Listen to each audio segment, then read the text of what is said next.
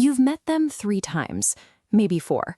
You're standing directly in front of them, and as they look at you, waiting for an introduction, you realize their name is completely, cleanly gone. What follows is 12 seconds of desperate improvised theater. You subtly angle your body. You pray someone else in the room steps in to say it first. You quietly hope the fire alarm goes off. When this happens constantly, it carries a silent weight.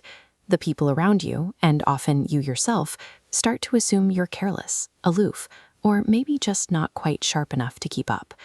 And for the person standing across from you, the sting is real.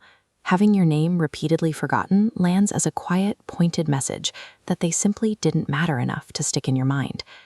This recurring panic is the result of a specific cognitive traffic jam, a predictable byproduct of how an efficient brain handles a social introduction.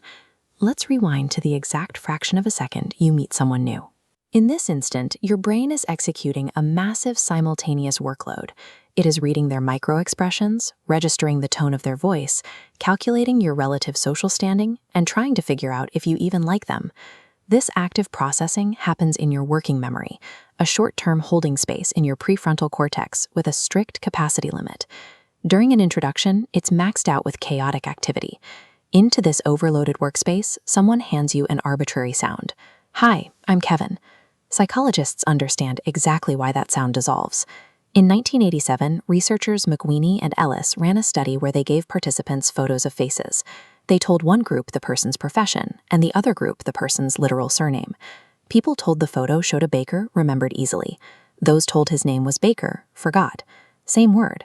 The job triggers a web of associations: bread, mornings.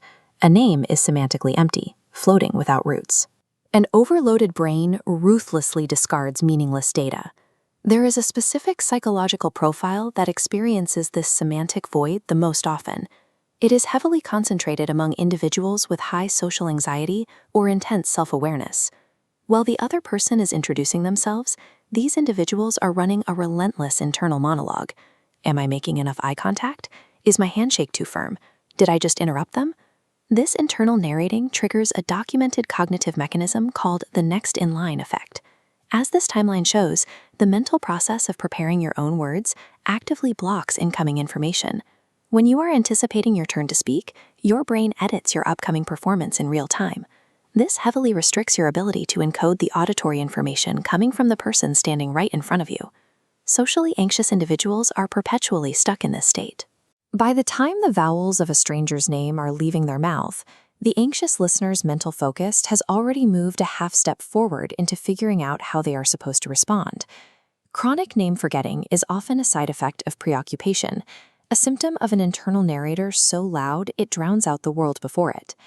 We tend to view the brain through the hard drive fallacy, the assumption that human memory stores literal, objective recordings of data like a computer.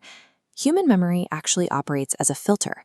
It measures value differently, prioritizing emotional weight, surprising details, and complex narrative patterns over cold mechanical facts. Think about a funeral you've attended. Years later, you recall the specific silence, the scent of the flowers, and the visceral grief on people's faces. You will completely forget the exact text printed on the order of service. Social introductions work the same way. A person's emotional essence, their quirks, the stories they tell, that is the funeral. Their arbitrary name is the disposable piece of paper left on the pew. This cognitive profile often indicates an associative, contextual mental architecture. These brains prioritize the why over the what, stitching together a person's story through existing patterns rather than isolated labels. They are the people who forget your name, but remember the exact look on your face when you talked about your sister. They recall the emotional texture of a conversation or the specific vulnerability in a stranger's story. There are manual workarounds for the mechanical flaw. Repeating the name out loud, visualizing a mental connection, forces the brain to build the bridge it skipped automatically. But the shame spiral can finally stop. If you are one of these people, it is time to drop the belief that you move through the world without caring about others. The mechanical failure of forgetting a name is the trade-off for a brain that prioritizes the depth of a connection over the attached label.